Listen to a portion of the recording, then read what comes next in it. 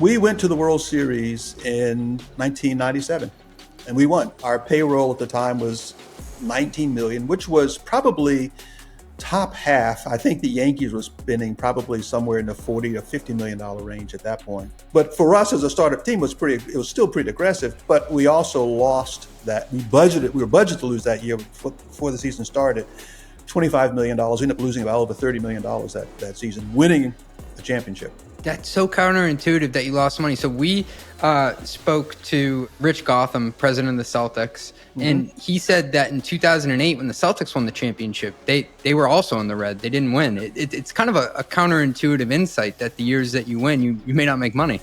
A number of times people have asked me, how many teams make money in baseball? And I would say that's not really the right question. The right question is how many teams, could make money? Because in order to win, you pretty much have to go all in at some level. Is this thing on? Yesterday's price is not today's price.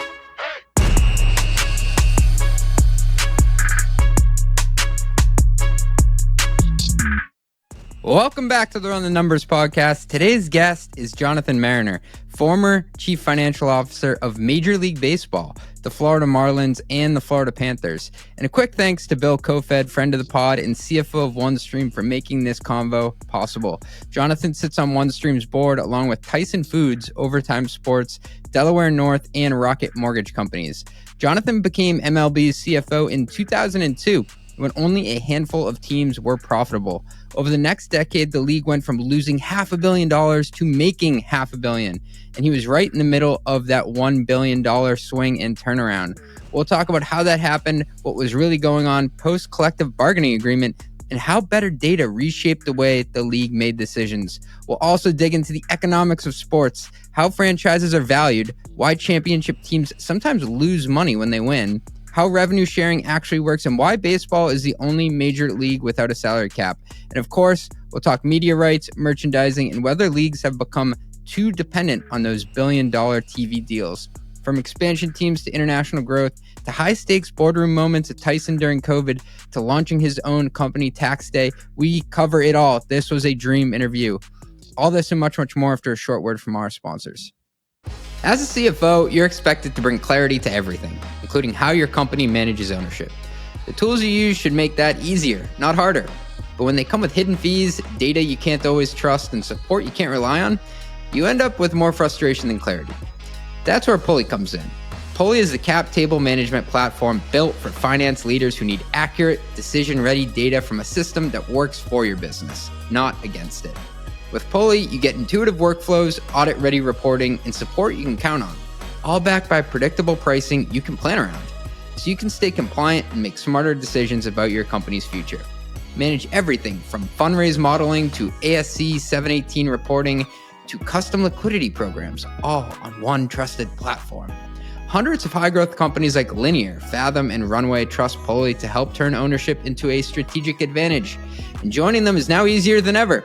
You can switch to Pulley in as little as 5 days. And for a limited time, they're offering 25% off your first year. To claim your exclusive offer, visit pulley.com/mostlymetrics. That is pulley.com/mostlymetrics. Pulley.com/mostlymetrics. Listen, being a CFO, it's not always that glamorous. Sometimes I find myself watering the plants and taking out the garbage in the office. And, the best CFOs I know they're true business leaders. They know how to drive growth in heroic fashion. Unfortunately, the status quo of finance makes that really hard because day to day, we're mostly up to our eyeballs in spreadsheets and receipts. Thankfully, there's a financial provider who has built a solution to match your ambition, Brex. Brex designed a modern corporate card and spend platform that controls spend proactively and automates tedious expense and accounting tasks. Brex frees up CFOs to focus on the high-impact projects that drive growth. The shit that's actually worth your CFO time. So how does Brex work? You can embed your expense policy inside the corporate card to prevent out-of-policy spend before it happens. Receipts and memos are auto-generated, so you always have what you need to close the books fast. Managers get freed up from reviewing, every possible expense under the sun because in-policy expenses are auto-approved and AI will flag any exceptions. And all the while, your expense detail is syncing with your ERP because Brex integrates with almost all of them. I love that, from QuickBooks to NetSuite. It's your time to shine as the strategic growth driver you are, and Brex can make it easy. More than 30,000 companies like DoorDash, Coinbase, and SeatGeek use Brex to make every dollar and every minute count. Join them at brex.com/metrics. That's brex.com/metrics. So if you listen to this podcast, you'll know that I am incredibly passionate about the FP&A space because that's the route I went to get to CFO. And I want to tell you about a tool that has exploded over the past few years. It's called Aleph. And I remember getting outbounded by them about 2.5 years ago, and I actually took the bait because they claimed to be able to do a demo with my live data, with me right there on the call. And so I had to see it to believe it. And it was the founder running demos back then. Shout out Albert, hope you're listening. And he connected my NetSuite and built my P&L using their Excel add-in in like 15 minutes. And I was really impressed. Since then, Aleph has gone on to raise money from some of the top VCs out there, and they've built an impressive roster of customers. Many of their customers have been on the podcast, like the CFO at Turo, 8 Sleep, and Zapier. They're all really big champions and supporters of Aleph like me. But it's not just an Excel add-in. Aleph also allows finance teams to work with their live cross-system data using Google Sheets and their web app. And that's cool because it gives teams the option to support a wide range of needs and workflows like budgeting, forecasting, and variance analysis. And speaking of variance analysis, they're doing some really cool things with AI-powered variance analysis. It basically allows you to figure out what's going on and why, and it takes the time that you'd usually spend from hours to minutes. It's really cool. So I highly recommend checking them out and taking them up on that demo or trial, just like I did back in the day. And you can learn more and get started at getaleph.com/run. That is getaleph.com, aleph.com/run. Tell them CJ sent you. Jonathan, welcome to the Run the Numbers podcast. CJ, it's good to be here. I've become a big fan of yours lately. As a sports fanatic and a finance nerd, this is like a dream interview. So I got to thank you at the top for carving out time for us. Yeah, we're glad to do it. I want to start with the origin story. How'd you land your first job in professional sports? You know, I always feel somewhat embarrassed when I tell this story. My first job was in baseball. I was not a baseball fan. I was a huge basketball fan. I was working as a CFO in Miami. Wayne Heising had just been awarded the Florida Marlins expansion franchise. There was an article in the paper a few months later about the front office. I saw the article, saw an org chart, CFO box that said not yet named. So I called a friend and said, hey, look. And this friend knew the Robbie family, and they were going to be playing at Joe Robbie Stadium. I thought, she might know somebody. And she said, look, I'm going to be meeting with those guys next week. If you give me your resume, I'll give it to them. And first I had to put together a resume because I didn't have one. It was one of those spur of the moment things. But a day later, after she met with them, they called me to come in for an interview. And I think I saved that. They had left a message on my answer machine. I think I saved that message for like the next 2 years. It was so exciting just to get it. But it was literally walking in off the street to get a job in a sport I knew nothing about. So to make that real for listeners, it was an org chart in the paper. And what did it just say, like CFO? It had, Wayne Heising, the owner, Dave Dombrowski was the GM. In fact, at that point, we had a president, Carl Barger, who had just come from the Pittsburgh Pirates. The head of sales and marketing was named. The head of operations was named. But there were 2 other boxes. It said not yet named, 2 VP level boxes. One was VP finance, other was VP of public affairs. And ironically, the reason that my friend knew about the opportunity, she was interviewing for the VP of public affairs role. So she was talking about a job, and I feel badly. We're still friends today, but they ended up not hiring that position at all. And I got the finance job. There's something to be said in there about like taking initiative, just saying shot in the dark. Like from the outside in, it's like not a great percentage chance this works out, just reaching out. And then also knowing that like, hey, I have a network, I can connect the dots to at least like get in front of them. Yeah. I tell that story often when I'm speaking to a lot of college kids, pointing out the value of a network without question. The other thing I'll mention when you talk about, shot in the dark, when I first went in for the interview, first I was excited just to get a call back. I mean, you hardly ever get a call back. And, a bit more kind of funny details. This was 1991 and answering machines were a thing back then for all those youngsters out there. And I had my home phone number on my resume. So they called my home phone. I get home from work and there's a message on my machine. And I'm like, that's great. I'm so excited, Well, the next couple of days I come home, he's still calling my home phone because we didn't have cell phones Okay. back then. And so I ended up changing the message on my home phone.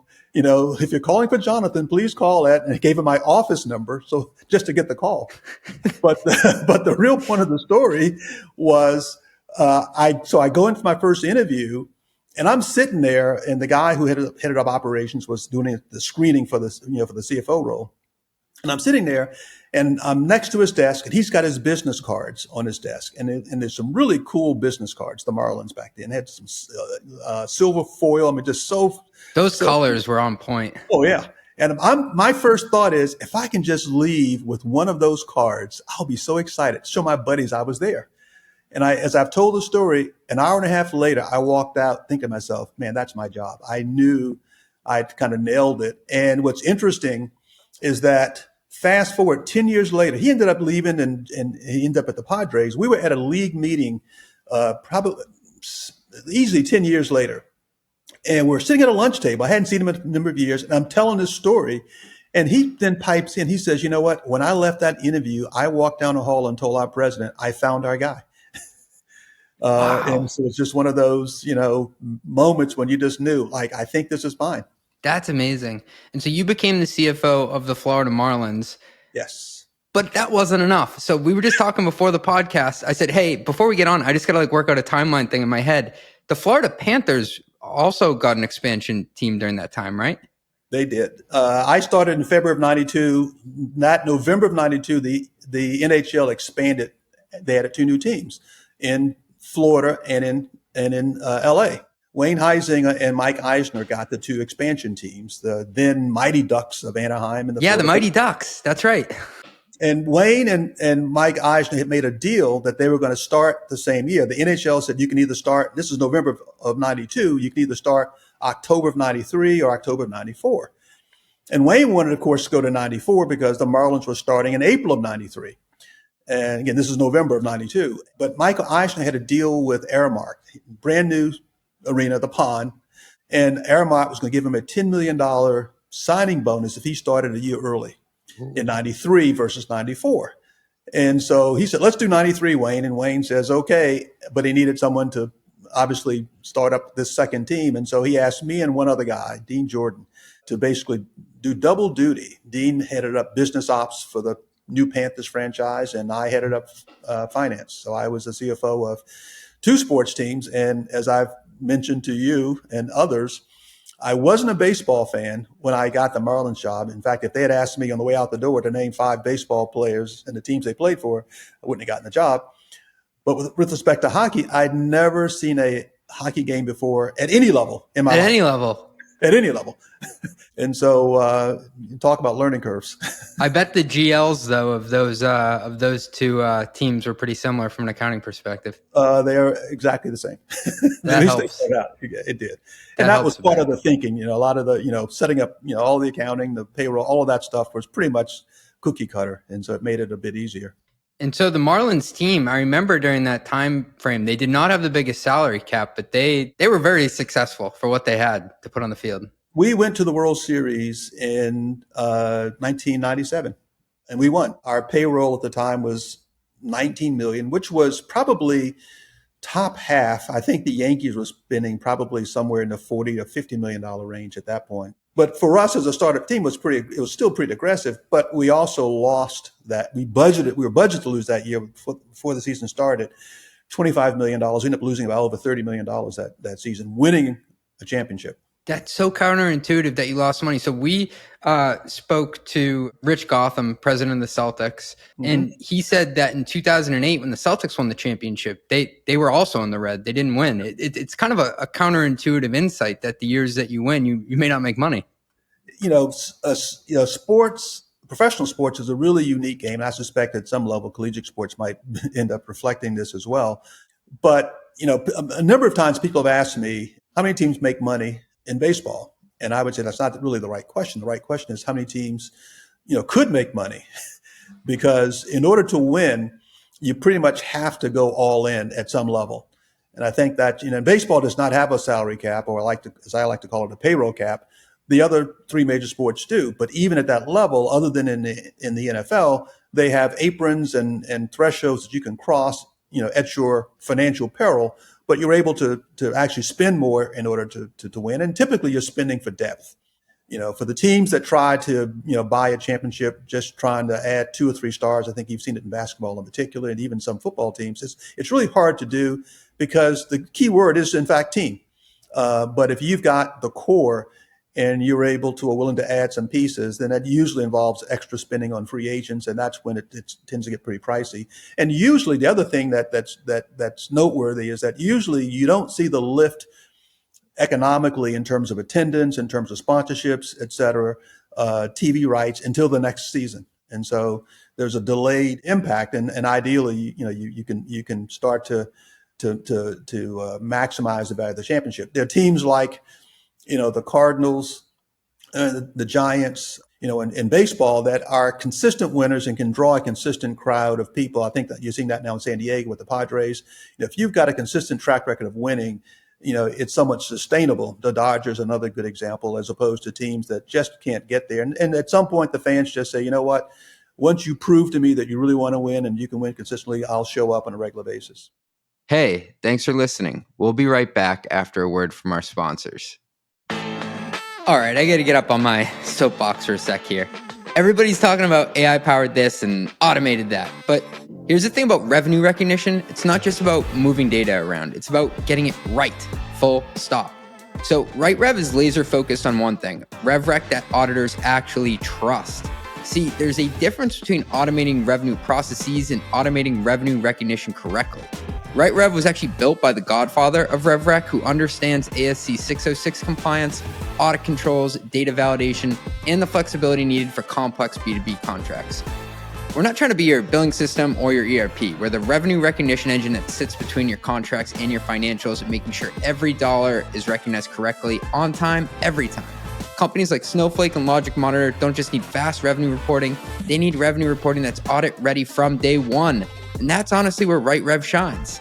And what I love about RightRev is they're not out there trying to be everything to everyone and just slap some, AI slop on top of it. While everyone is building these massive platforms that do everything in a kind of mediocre fashion, RightRev does one thing exceptionally well. They make sure your revenue recognition is bulletproof. Ready to stop gambling with your RevRec? Visit RightRev.com to see how we make complex revenue simple. That's RightRev.com, where revenue recognition actually works. Most finance leaders still see travel as a cost center, something to manage, reduce, or delay until the numbers look better. But the Navan Business Travel Index, validated by NASDAQ, empowered by millions of corporate transactions captured through Navan's platform on how organizations are meeting and investing in face-to-face connections to fuel growth, tells a different story. Companies that are growing are moving. Business travel activity is up double digits year over year. International hotel spend is rising faster than domestic. Rideshare use is surging as teams compress more high-value meetings into fewer days. This isn't about perks. It's about pipeline, deal velocity, and customer retention. The CFOs winning right now aren't slashing travel, they're optimizing it. They know exactly where every dollar is going and the ROI it's delivering.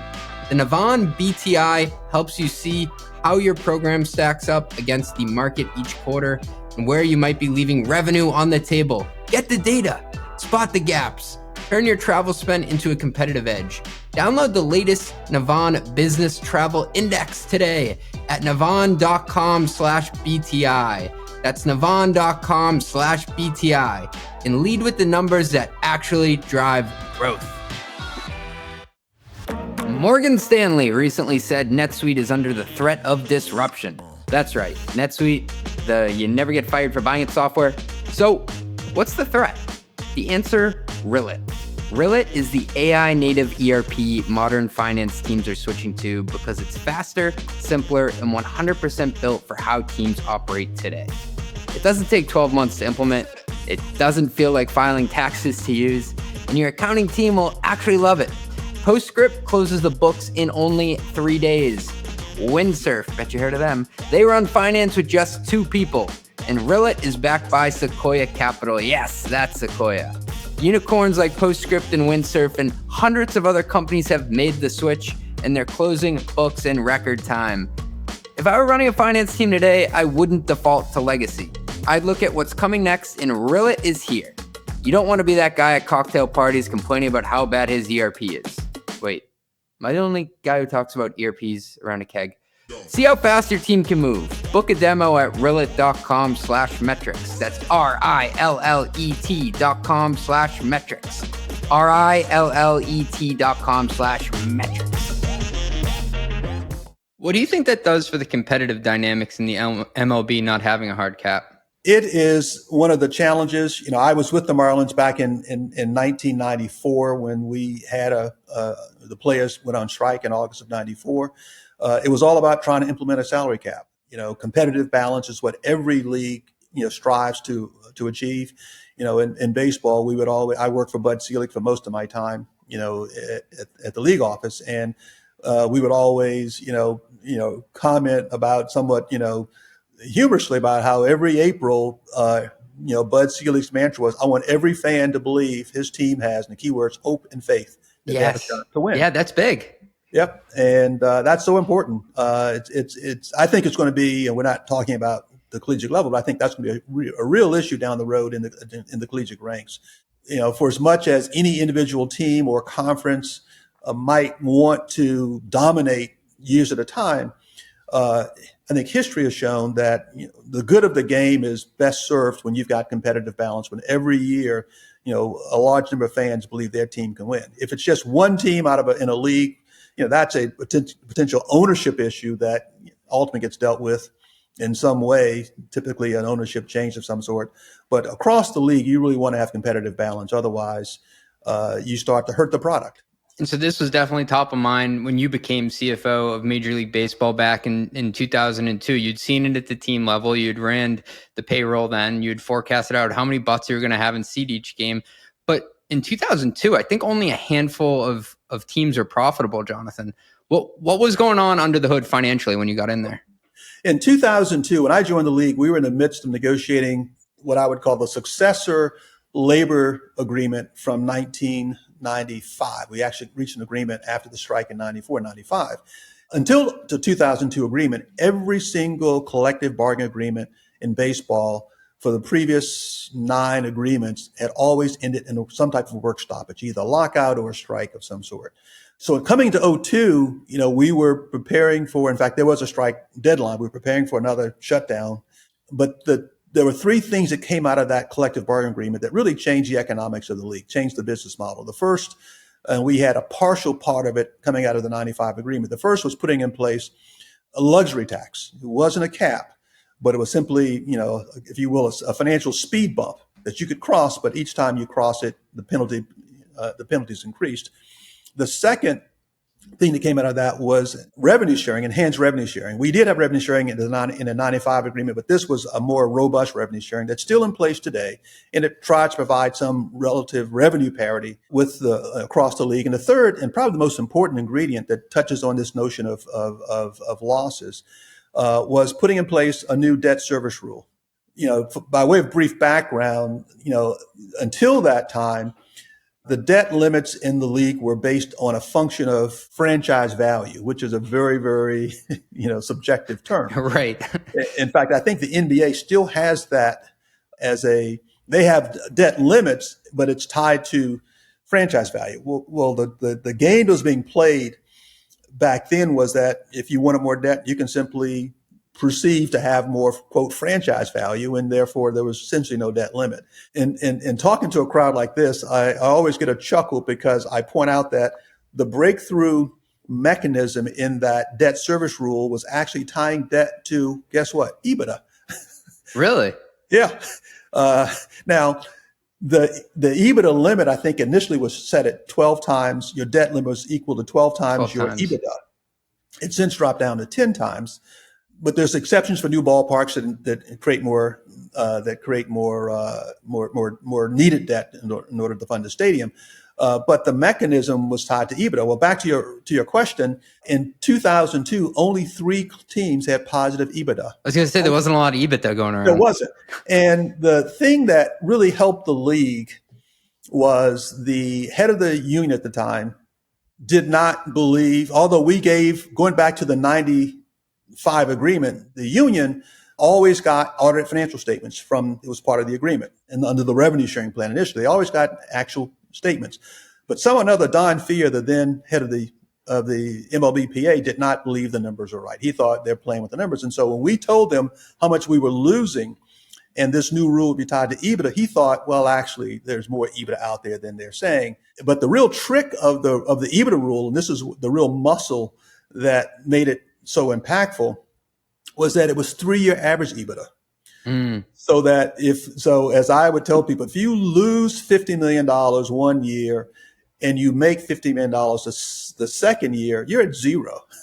And if you've got 2 years of negative EBITDA, or worse yet, 3 years, it takes you, multiple years just to kind of get to a positive EBITDA in order to have any debt capacity at all.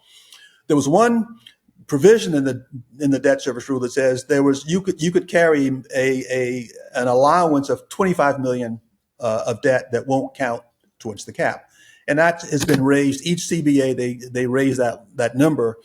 I think it may be as much as 50 or 75. I've kind of lost track, but so that essentially you can only borrow $25 million until you had positive EBITDA to support the debt. Now, the other provision was that there was a 3-year phase-in, a 3-year grace period. And one of the things that I was pretty actively involved in, along with our then head of labor, now Commissioner Rob Manford, we basically would have meetings every year when clubs report with every team owner, GM, and CFO to talk about their 3-year forecast to come into compliance with the plan. And the way I like to describe it, for the longest time when teams would, if you think about having a revenue sharing plan that said you will pay based on the amount of revenue you generate, or you receive based on how much you generate. If you are a payor, you're going to underestimate your forecast, because at the time it was done on projections. And if you were a receiver, you're going to you're going to basically poor math. So everyone was underestimating their numbers in that system, but it wasn't tied to actuals. So the system we built, the reporting system we built out coming out of that 02 CBA was every team every year had to submit a 3-year forecast, Okay. P&L, a balance sheet, and a statement of cash flow that tied everything out. That was the key.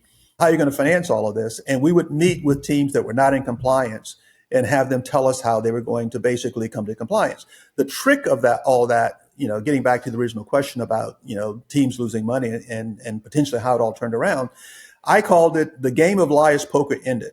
Because one of the things we also did was every team got to see at the CFO level, every other team's forecast. So everyone knew what each other were forecasting, so that, there was no gamesmanship going on as you had in the old system, where you would kind of underestimate in order to game the revenue sharing system. In fact, we use the same forecast for revenue sharing and for the debt service rule compliance. So at the end of the day, in 2002, when we implemented this new CBA, the percentage of the labor cost as a percentage of revenue was about 67%.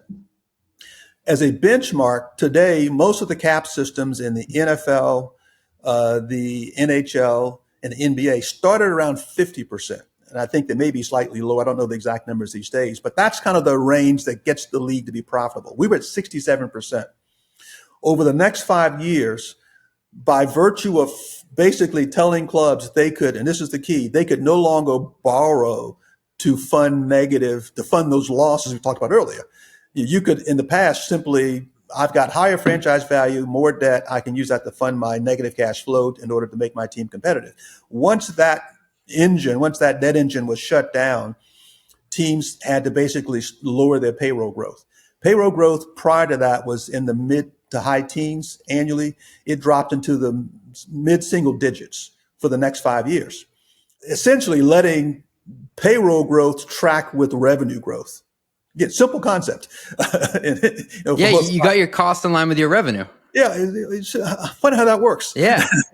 And so that by 2007, 5 years later, we went from 3 clubs having positive EBITDA to only 3 clubs having negative EBITDA. Wow. Like a league wide, like $1 billion swing, in a league that was doing about $3 to $5 billion of revenue.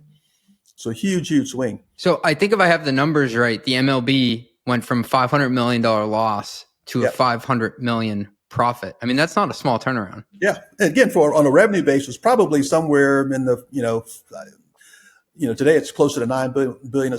We're probably in the $3 to $5 billion revenue range at that point. So I'll be the guy to ask the stupid question. I think there's this assumption that the people who own sports teams are just these rich guys who are paying out of pocket with cash to fund it. If the team loses 50 million, I'm so rich, doesn't matter. I lost 50 million. I didn't realize that debt played such a big role in running these teams. And the dirty little secret was that the debt was interest only debt. It wasn't being amortized. Oh, really? Exactly. There was no amortization on the debt. And so if you built up a large debt load, at some point you're going to sell the team. You're going to pay, They kicked the can down the road. Absolutely. That was the model. The Lakers just got valued at $10 billion, and we've seen a flurry of team sales lately. Can you help us decode the art versus the science of how sports franchises are actually valued? They're valued in 2 to 3 ways, and I say this somewhat tongue in cheek.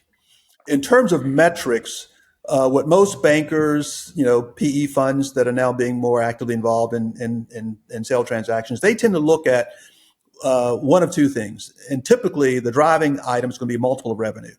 Oh, good, because that's the only one I know from the software world. I don't know what to do with profits. That is, and it varies from league to league. These days, with the new media deals in place, the NFL and especially the NBA are probably tracking, 8 to 10x revenue into maybe the mid, the low to mid teens. Baseball, which has its own challenges, if people follow the sport, on the business side, they'll hear a lot of conversation around baseball with the upcoming 2026 CBA expiring, looking to put in place some type of what Rob would probably call, salary restraint, a cap. I like to call it a payroll cap, not a salary cap, because you're not capping salaries. The NFL's got a cap.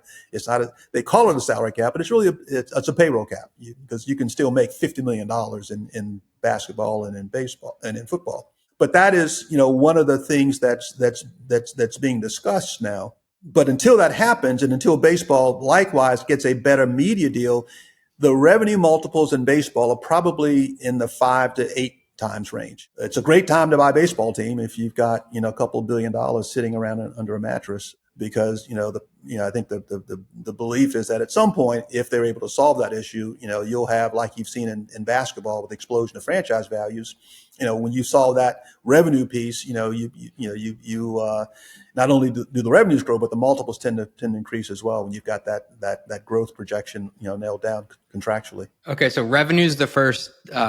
I guess we'll call that the science. That's the science. The art of it is a function of perception on the part of the buyer. And that is, I guess Forbes probably gets cited the most often in terms of franchise value. Sportico is also now publishing numbers that people tend to quote. And so there's this perception that's typically tied back to, the metric. They usually will use some form of revenue.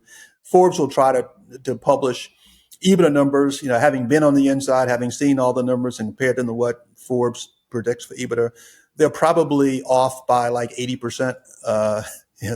They may, I think, stumble into, maybe a handful of them being right, but most of the time they're not right, because no one publishes these numbers other than the Braves these days in baseball. But even across the other sports, it's, they're kind of guessing, what the cost structure looks like and what the nets look like. But there's this second category where if you're looking to buy a team, the first place you'll likely go, or the first place your banker will likely go, and say, this is what Forbes thinks it's worth. And it's usually tied to the first thing. So there's this, and this is classic, economics, what is the buyer willing to pay? The third piece, and I'll tell you a funny story about it, is, what does the owner expect to get? Because at the end of the day, that's the only number that matters. You can't do a hostile takeover of a sports team. And the funny story that I'll share, when I was with the Marlins, I worked initially for Wayne Heisinger, for the first 7 years. We won the World Series in '97. We lost $30-some million. And back to your earlier comment, Wayne, I remember, spoke to some business group in Texas the year after he sold the team. Well, let me go back a step. The year after we won the World Series, for the sports fans who remember back that far, we ended up basically dumping payroll. Yeah, the year after, right? Yeah, and because we lost so much money, and what Wayne said in explaining that, he says, I'm willing to lose, $30 million to win a championship once.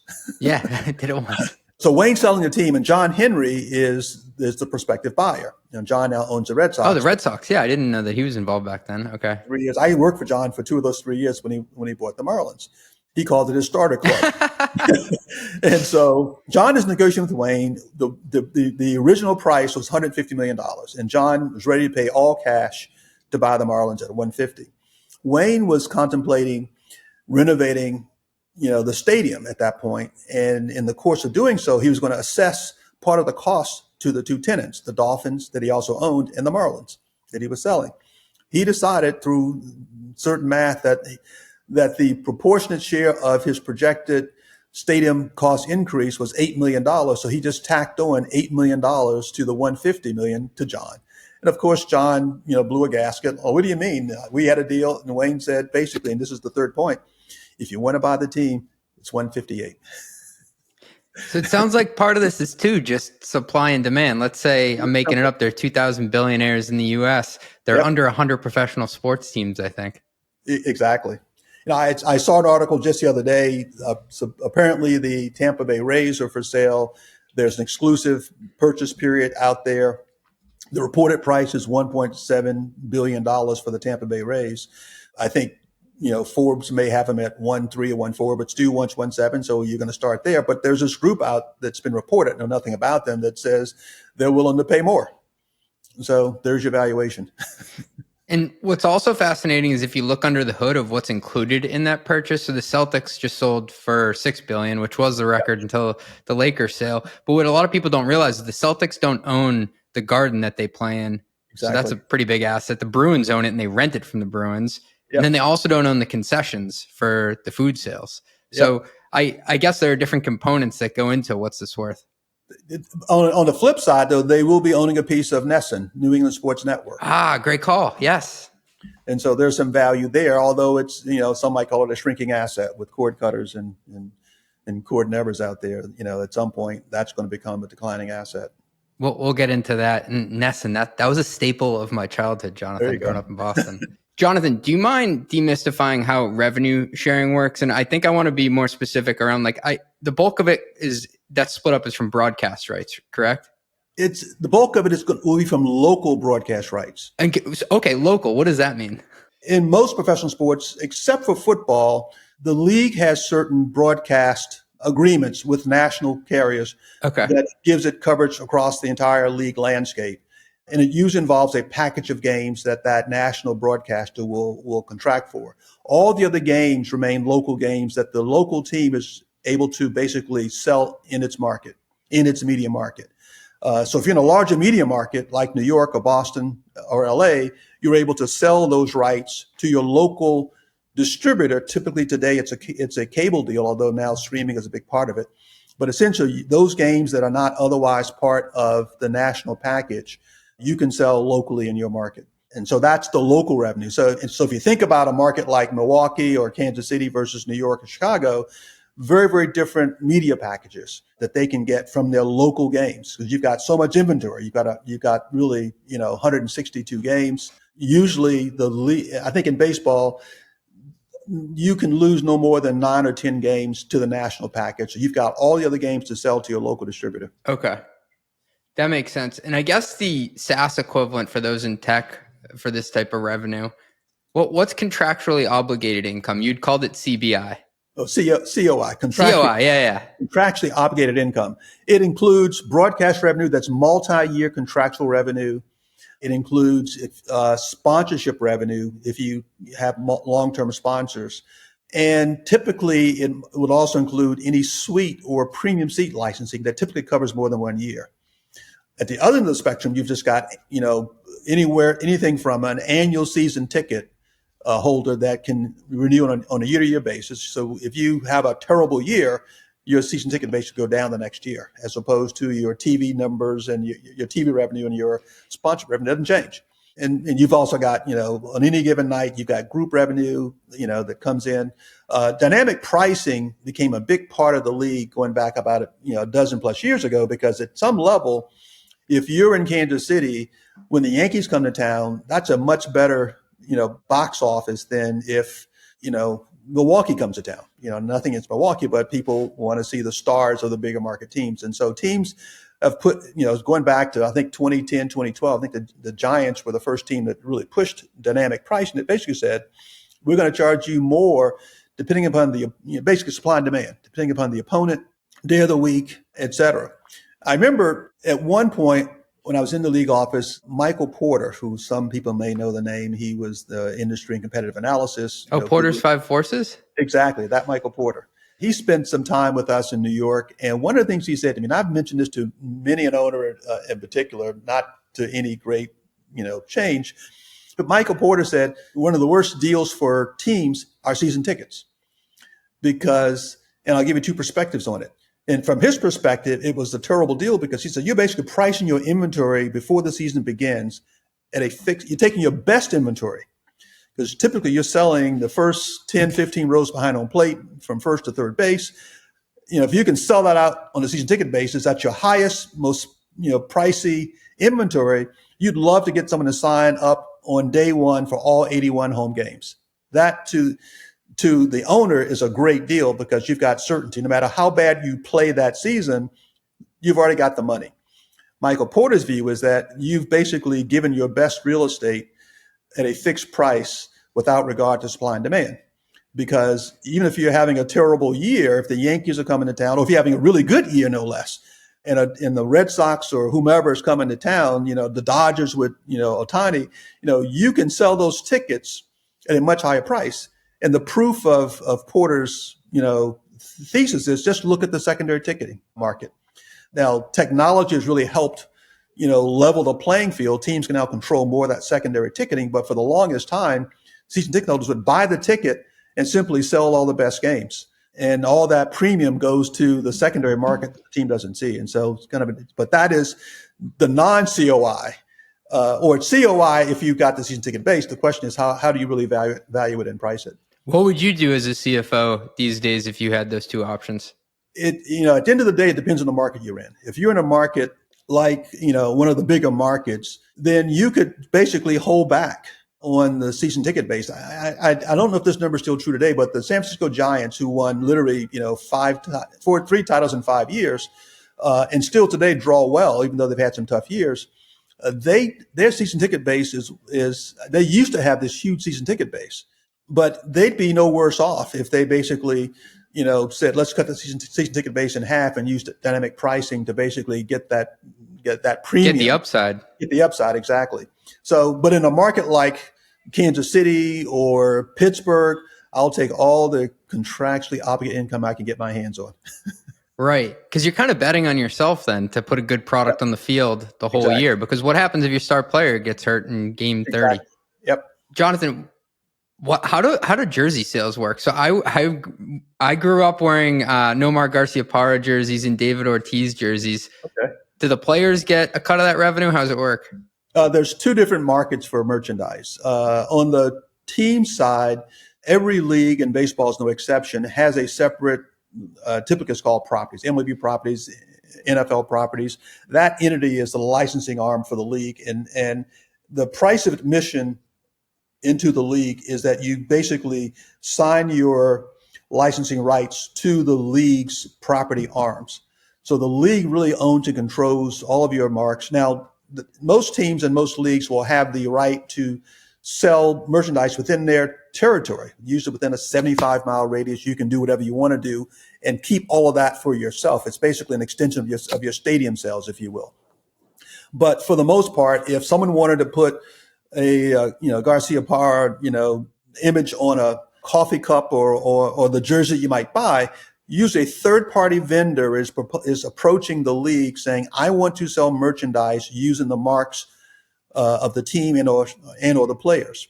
Now, as a footnote, the league and the PA already have an agreement where the teams can use the players' image and likeness as part of, and there's a payment for that, if you will. But for the most part, the team can license the team name, logos, marks, along with the players' images, as it sells its IP to third parties for merchandising purposes.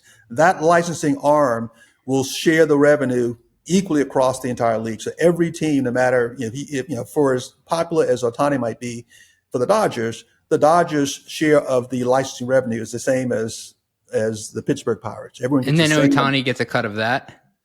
He does not. That's really? the second piece. He does not. Okay. The second piece, the Players Association has a separate deal where they, similar to what the league has done, they have a licensing arm. And what's important, and I've lost track of how this works across the leagues, but typically the league and the PA, the Players Association, will have an agreement to allow for cross licensing.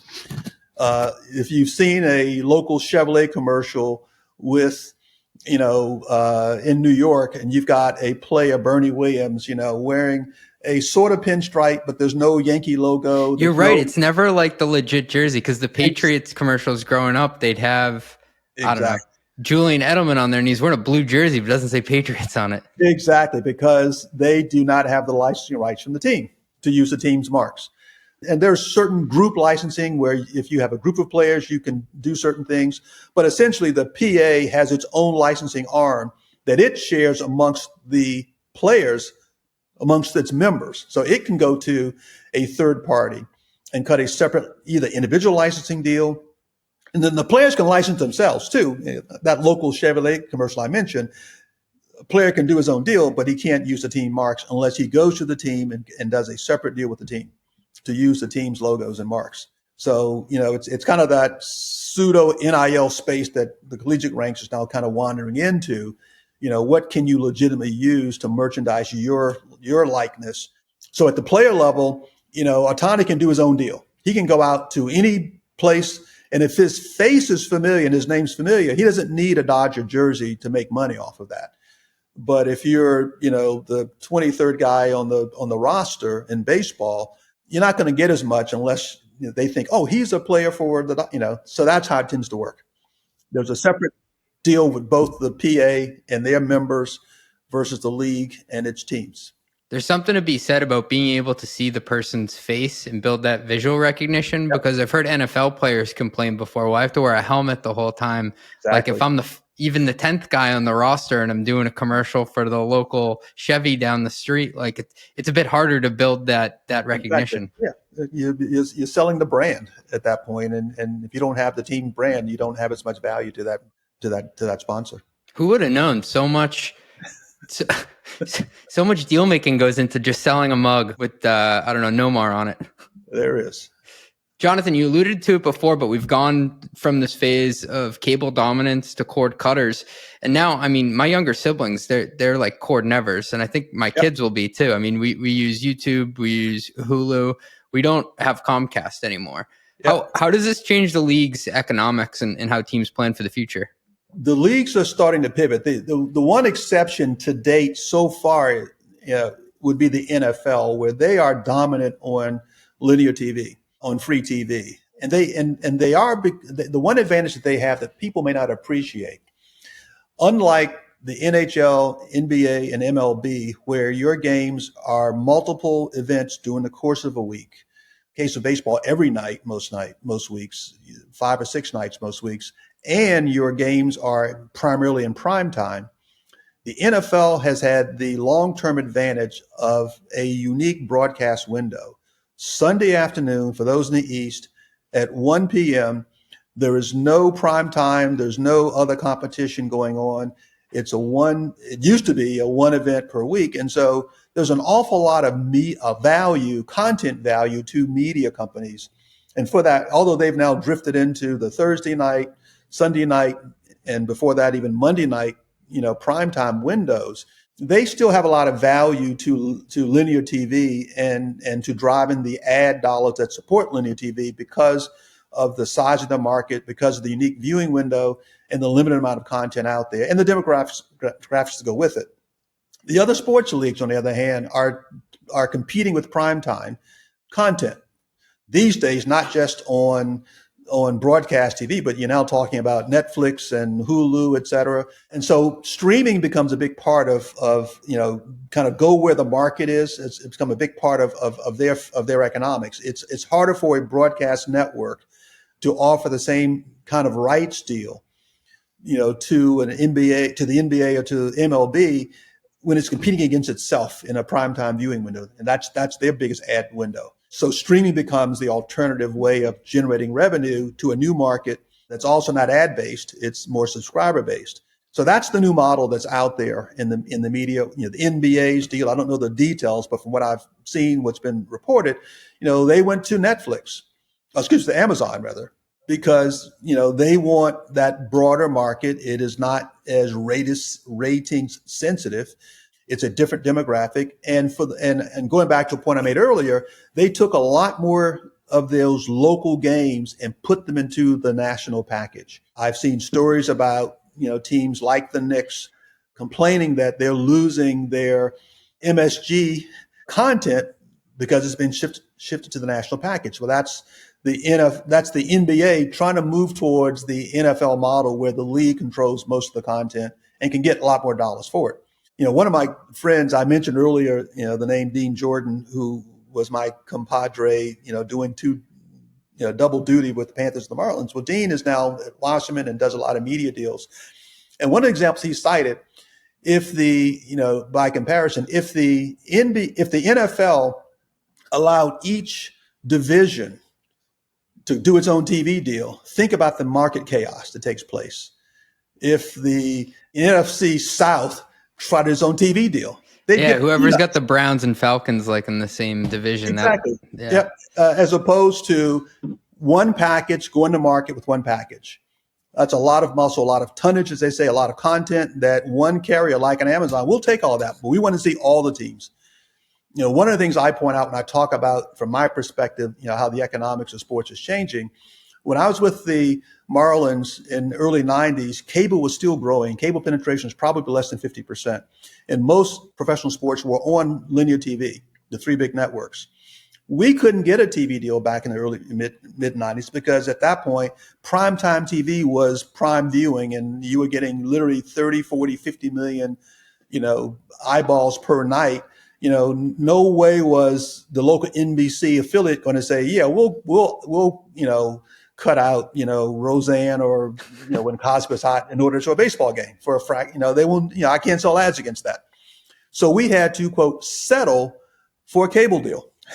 But over time, as cable penetration started to drive, viewership, cable became the predominant package. And in fact, the regional sports network became king. What that did for baseball, just to give you a frame of reference, for a team like a Cleveland or St. Louis or any other, even the larger markets, you were able to offer an exclusive content to that regional sports network that in many cases you had an equity stake in on top of that. So you got, and if it was a year-round network, you got dollars from the basketball side of that because the basketball team, along with you, were equity owners in this RSN, along with Comcast or Fox, whomever owned so now you're able to maximize viewing dollars because you've created an exclusive viewing window in your viewing region.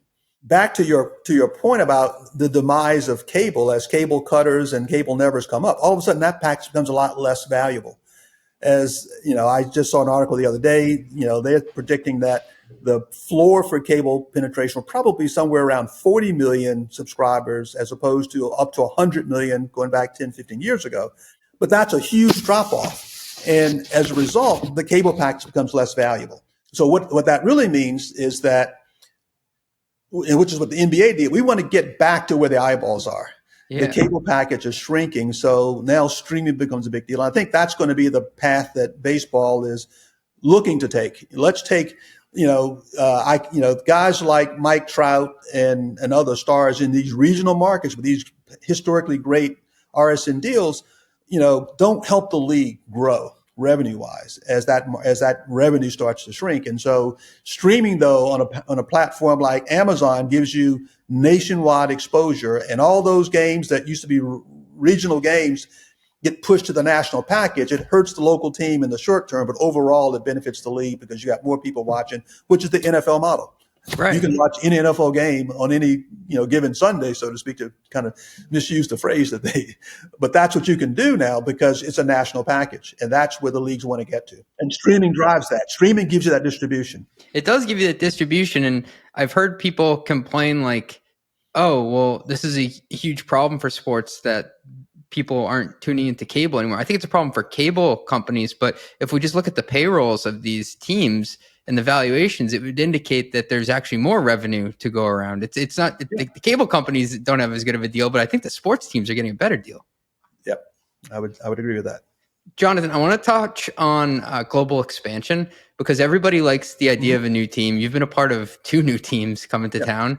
How do you consider going to a different country and launching an expansion franchise abroad from like an operational and financial angle? That's been a topic of discussion of, going back, decades across. I know baseball for certain. I was involved in those conversations, but I think every league is trying to kind of, cross the pond, if you will, trying to expand, internationally. The challenge is there are many challenges. One, of course, is simply what I would call game development. The NFL playing a game in a European country, how many people really understand the game or care about the game enough to go? It's a very, very unique event that, you do it one time, in Madrid. I know I'm a Commanders fan, and they're going to be playing, the Dolphins in Madrid. That's going to be a sold out stadium likely, and I'll bet half the stadium of people like me. I'm going to go to that game. But that's hard to replicate on an ongoing competitive basis. So exposing the game, the real purpose of exposing the game is to get more eyeballs. It's not the in-stadium attendance as much as like with the NFL. It's getting people to want to watch the games. That's going to be a function of people having a rooting interest. And it's harder to do without having a team on the ground. The number of teams, the number of fans in Europe that might root for the Packers or, the Giants is pretty limited. So it's hard to do. Logistics, if you put something on the ground, becomes an even bigger challenge. So I don't know that there's in the short term, short of, enhanced supersonic flight, a way to sustain a league internationally beyond simply creating additional interest.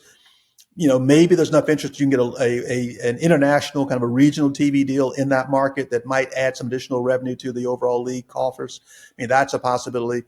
The NBA has taken an interesting approach. They're looking to actually put a league in Europe. And I think they have the best chance of succeeding because the NBA is a truly international sport. It is played and understood in international markets across Europe and Asia, and now Africa too, whereas football probably has a toehold in Europe, some interest at some level, but not in Asia. Baseball has interest in Asia, especially in Japan and Korea, but not necessarily in Europe. I mean, at the end of the day, soccer, their version of football is really kind of the dominant sport. But what's interesting is that hockey, I don't know, has made a huge inroads into getting to Europe, at least not that I've seen. But that is an international sport that could, in fact, do it. But again, logistically, do you want an international league where you're playing teams that are based in international countries? That's hard to sustain. The NBA approach, though, I think creating a second, European NBA, as I understand it to be, might have the best shot at kind of broadening their product across, internationally, globally, without necessarily trying to, sustain an international schedule. And during your tenure as CFO of the MLB, you helped bring the Expos back from Canada to the U.S. I've always been surprised that the MLB doesn't have a baseball team in Mexico. Well, first of all, I wouldn't characterize as bringing them back. Yeah. In all due respect to the folks in Montreal, they still want a team. And, it was I think the biggest challenge they faced, they had an inferior stadium. The team was actually very competitive. In fact, before the 94 strike, they were, I think, on a run to potentially get to the World Series. They had the best record that year. And I think part of the damage that didn't recover in that market was, in fact, fans being disillusioned and not perhaps having a long enough history of support to get through that strike the way that some of the more mature markets, New York, Chicago, et cetera, were able to. We suffered in Miami in that same way, not having been around for more than a year and a half or so. Yeah. But to your point about Mexico, When we were moving the Expos, funny you should mention Mexico, we formed a relocation committee. I was, one of several in our front office, along with a few owners on that committee. And I visited at least 3 cities that I can recall looking for a possible home for the Expos. One was Portland, Oregon. One was its ultimate location in the Virginia, D.C. area. But the third place that I visited at the time with Tom Hicks, who was on the committee, we went to Monterrey, Mexico. Oh, really? Yeah, so it was absolutely being considered as a potential relocation site for the Expos. I'd have to think that when you do want to put a team in a city, you have to think about the purchasing power too, and how much people are going to spend at the stadium, right? That was a huge issue, very insightful. We were, at the time, it was probably the cost. You would need a new stadium, a new baseball, specific stadium. At that point, this was 2003 timeframe, 2004 timeframe. Most of the new stadiums coming online were costing anywhere from $200 to $300 million back then. We were able to conclude that to build a stadium of equal quality in Monterrey would be about $90 million. That's way lower. It is. However, to your point, the spending power was probably discounted at the same level. So you could build a stadium, but you would basically, your highest ticket price would probably be somewhere in the $25 price range. You couldn't have $200 seats. So that was the trade-off that you very insightfully pointed out. Now, DC ended up being a much better market. Obviously, the Nationals, the subsequent, location, they've done a great job in that market for the most part. So I used to love the Expos logo in jerseys growing up like that. I feel bad for the fans of Canada losing a team. I also feel bad for all the people who really liked wearing those hats and those jerseys. One of the more clever logos for sure. When a new team is being proposed, an expansion team is on the table, do owners like that? Or is it kind of like mixed reaction because it's making their share of the pie smaller? It is absolutely, again, another insightful observation. It is a mixed bag. It's another seat at the table, another slice out of the pie. On the flip side, you've got 2 things that are meaningful. Number one, you've got an expanded marketplace. You're in a new market that hopefully expands the game, expands the viewership as one advantage. And secondly, there's going to be almost certainly a franchise fee. What's a franchise fee? It's basically the check that the owner would have to write in that new market to get that team. These days, I'm guessing it will be at least $2 billion for a baseball team. Basketball maybe higher than that, just given franchise values. But the league wouldn't simply say, CJ, we're going to give you Nashville, so start your team. No, you got to write a check because every owner says, look, I've already got skin in the game. We're giving you a market that will be valuable to you. Your basis will be basically the market value of the team today. You've got to write a check for that. So it kind of offsets whatever they think they're losing from like divvying theoretically, up the pie. Yes. Yep. Okay. Oh, and I remember when the Charlotte Bobcats became an expansion team, I think they got to like draft a player from each team if you didn't like. There was an expansion draft. I went through 2 expansion drafts, one with the Marlins and one with the Panthers. In fact, the Panthers went to the Stanley Cup Finals in 4 years. We went in 5 at the Marlins, but they went to the Stanley Cup Finals in 4 years. And the core of that team were guys that we got from the expansion draft, including, for those hockey fans out there, John Van Beesbrook, the Beezer. That's so rare to build a championship team off of, for lack of a better term, the players that the other teams didn't want. Well, we'll look at the Las Vegas Knights. They multiple Stanley Cup appearances, including a title, all off of an expansion draft for the most part. Jonathan, I'd be remiss if I didn't mention all the wonderful boards that you're on. And shout out to our friends at OneStream who got us connected in the first place. By the way, you talking about 3-year financial forecasting for the MLB, like that must make OneStream's heart melt. For sure. I noticed that you were on Tyson Foods board, and yes. That was during COVID. That must have been a crazy time. It was an extremely stressful time on a number of fronts. First of all, working in a food processing plant, involves people being fairly close to each other. You can't be 6 feet apart in a food processing plant and still have the same productivity. One of the bigger problems we faced, and this, without trying to be political, during those early months, most people didn't know how COVID was or I should say the best way to protect oneself against being infected. Right. And there were a number of markets, a number of cities, a number of states that did not enforce masking and other, precautions. And a lot of the plants that Tyson operated were in some of those states. And so if you can imagine trying to have some form of protection inside your plant, but people leave the plant and literally, we had one case in particular where, the headline was that, Tyson Foods is spreading COVID in its plants. The untold story was in this one case, real case, we had, and most of the plants are in smaller markets. You have a lot of foreigners who are in these markets. The Marshall Islands is one particular community that Tyson's very proud of.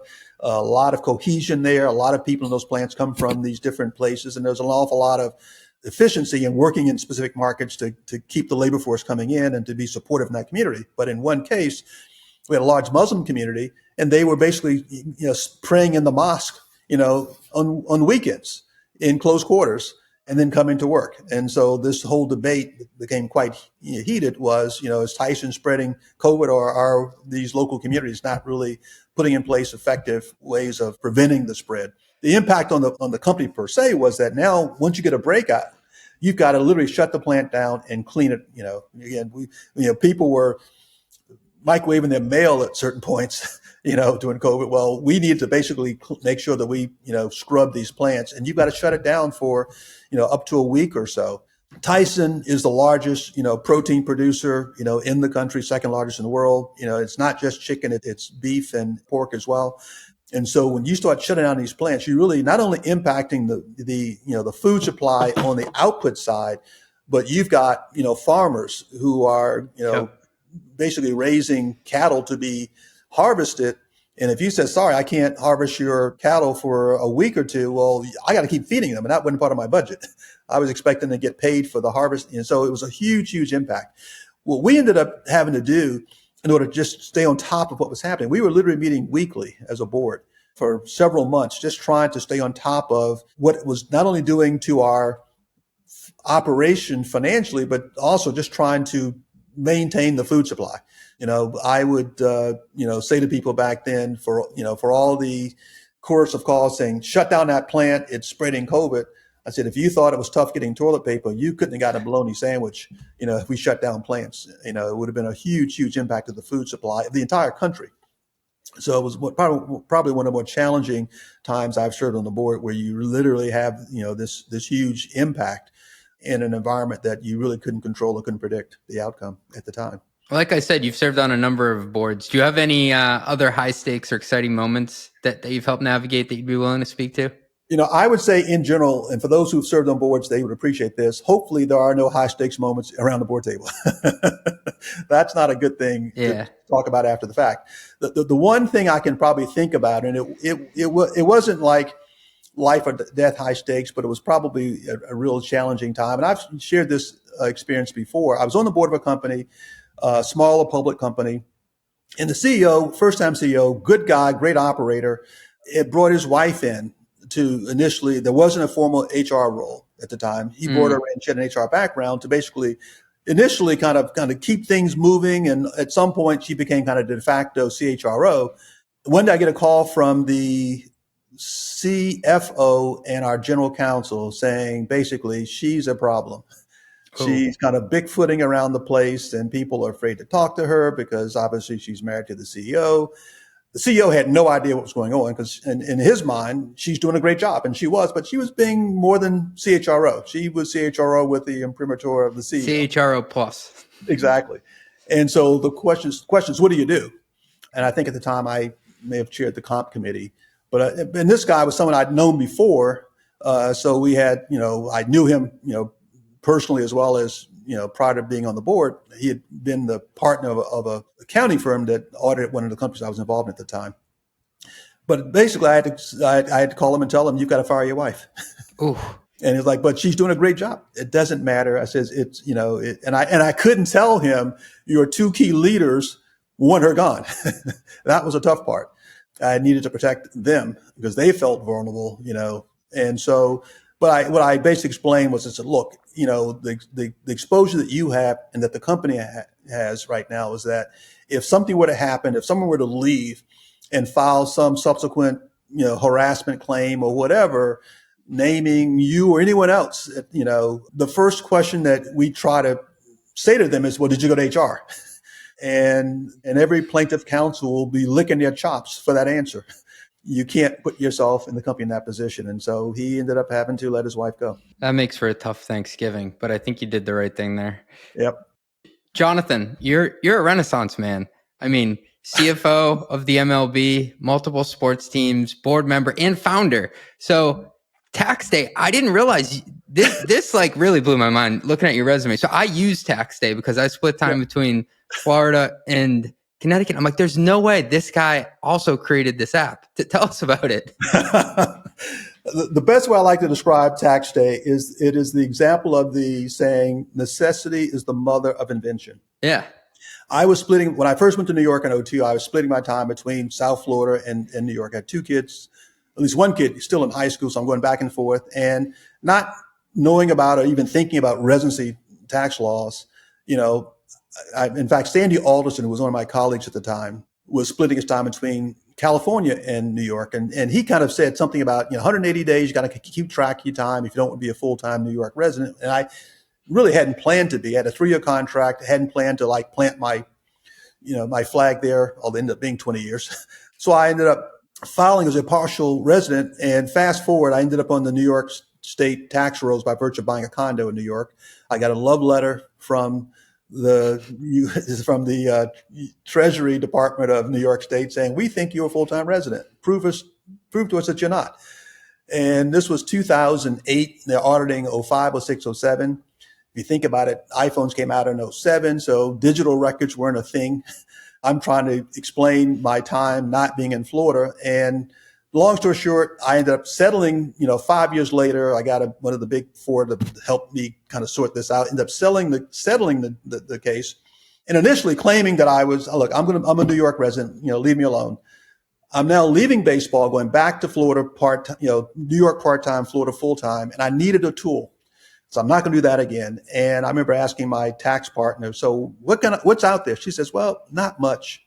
I thought, you know what? I had this great idea. I'm going to build an app. I'm retiring. I've got a tech team that I know about. And it literally, I want to make sure that I don't get audited again.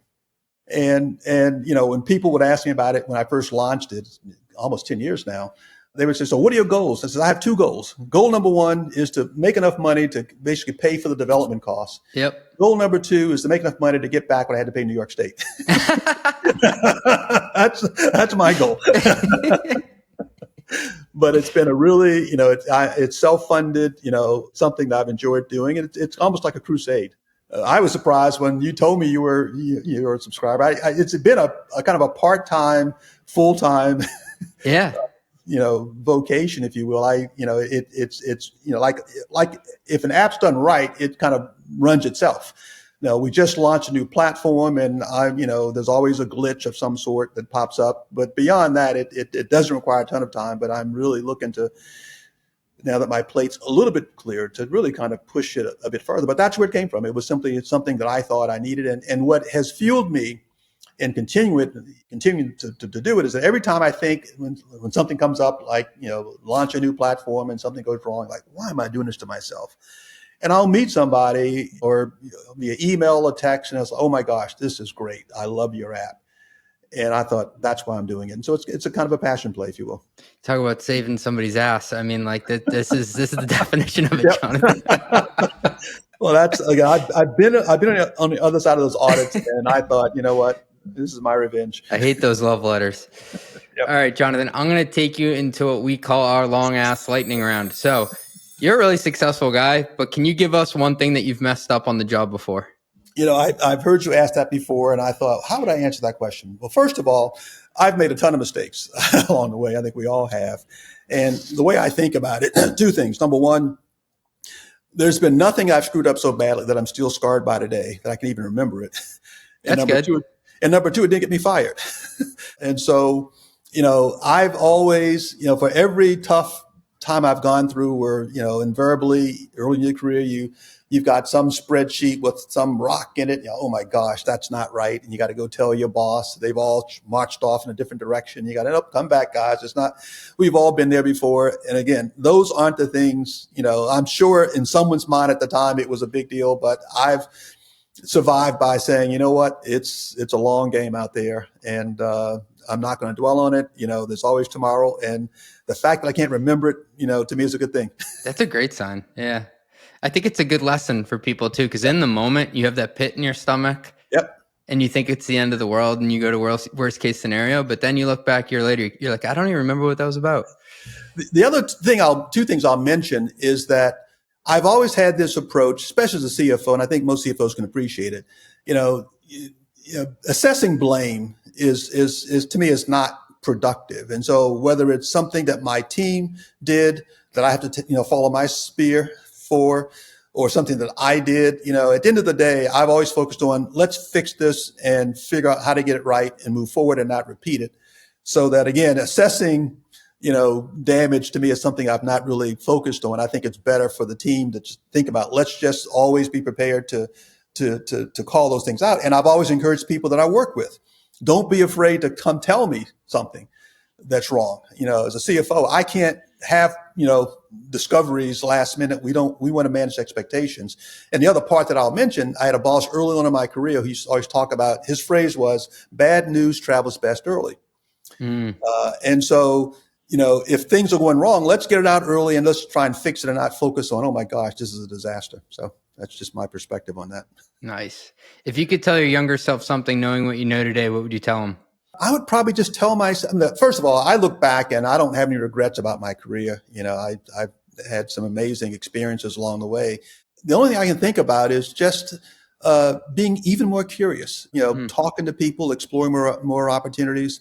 Now, on the flip side, I think a lot of my success has come from staying focused and not trying to do a lot of different things. But I look back, for example, I worked for Wayne Heising, a huge entrepreneur, took 5 companies from startup to New York Stock Exchange. He worked with some of the top PE guys out there, Mario Cabelli and guys like that. I'm thinking we'd have different events. I'd see these guys. I didn't know who they were. I would have loved to have just kind of had a better appreciation of who these guys were. Not that it would have changed anything, but, there's so much around you that you don't really appreciate. And so just kind of, don't be afraid to peek up every now and then and explore a little bit further. It's a great example of if you're at an event or at a dinner or something, I met you at an event and I'm like, yeah. You know what, I'm going to shoot my shot. I'm just going to start asking them questions here. Exactly. And you realize later, you're like, I was afraid at first, but it pays off. Yeah, exactly. That's a great point. All right. Last question I got for you. You've been to a lot of sports games. What's the single best sporting event you've ever attended? Well, I'd have to say Florida Marlins, Cleveland Indians, 1997, Game 7. We won the World Series on a walk-off home run in the bottom of the 11th inning, and I've got a World Series ring to show for it. I've been to a couple other really exciting games. 2011, the Cardinals were playing the Texas Rangers, and this may be painful for Rangers fans who might be listening, but they were literally, 2 strikes, 2 outs away from winning their first World Series in Game 6 against the Cardinals, and they ended up going to extra innings and losing on a walk-off homer. But sitting there watching the score go back and forth 2 runs at a time, it was one of the most amazing games I've been to. And the other one, and you might moan at this one, but Game 7, 2003, the Pedro. Was that Aaron Boone's home run?